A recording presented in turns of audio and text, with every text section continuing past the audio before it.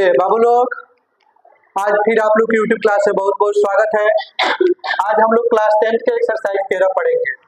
उससे पहले हम आप लोग को एक बात बता दें। गीता में कहा गया है कि कुछ मिलने पर अहंकार नहीं करना चाहिए।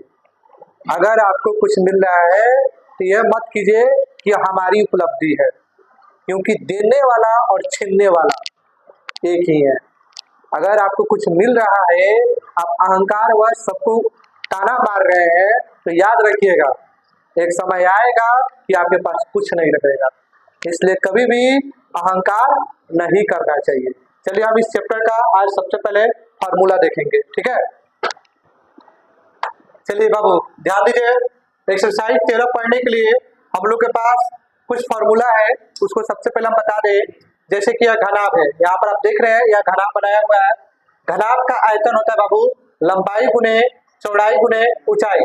घनाभ का पूर्ण पृष्ठीय क्षेत्रफल, इसका फार्मूला होता है 2 into LB plus BH plus HL, यानी लंबाई गुने चौड़ाई, चौड़ाई गुने ऊंचाई और ऊंचाई गुने लंबाई। घनाभ का विकर्ण का फार्मूला दिया गया है √L square B square H square, यानी लंबाई का स्क्वायर, चौड़ाई का स्क्वायर और ऊंचाई का स्क्वायर। उसके बाद है घनाभ का वर्ग पृष्ठीय क्षेत्रफल 2 into L plus B into H, लंबाई चौड़ाई और ऊंचाई। अब यहाँ पर हम घन का बात कर रहे हैं। घन का फार्मूला होता है, घन का आयतन यहाँ पर दिया गया है भुजा क्यों, घन का पूर्ण पृष्ठीय क्षेत्रफल 6 गुने भुजा स्क्वायर, घन का वर्ग पृष्ठीय क्षेत्रफल 4 गुने भुजा स्क्वायर, घन का विकर्ण दिया गया है √3 गुने भुजा। उसके बाद है बेलन। बेलन का यहाँ पर हमने फिगर बना दिया है।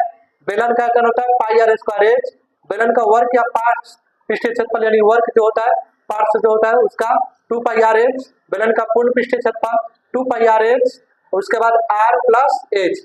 खोखले बेलन का आयतन अगर निकालना हो तो πh, बड़ा r में से छोटा r को घटा देंगे, इसमें 2 r दिया रहेगा, एगो बड़ा एगो छोटा, उसमें से घटा लेंगे। उसके बाद है शंकु।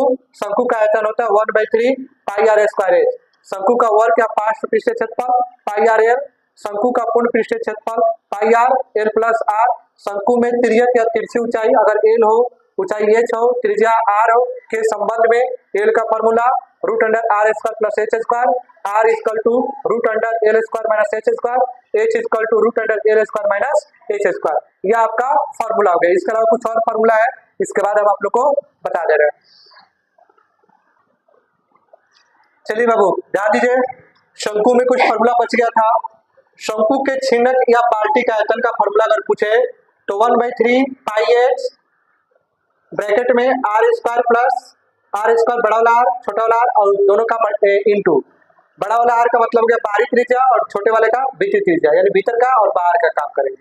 उसके बाद छीनक का वर्ग पृष्ठीय क्षेत्रफल πl r प्लस r, छीनक का पूर्ण पृष्ठीय क्षेत्रफल πr square plus πl r plus r, यानी बड़ा r छोटा r का बात यहाँ पर चल रहा है। छीनक की तिर्यक ऊंचाई √r माइनस r का whole square plus h square. अब हम गोला का बात करें तो गोला का आयतन होता है 4/3 πr3, गोला का पृष्ठीय क्षेत्रफल 4/πr स्क्वायर। अर्धगोला का आयतन यहाँ पर अर्धगोला बना दिए हैं कटोरा का जैसा।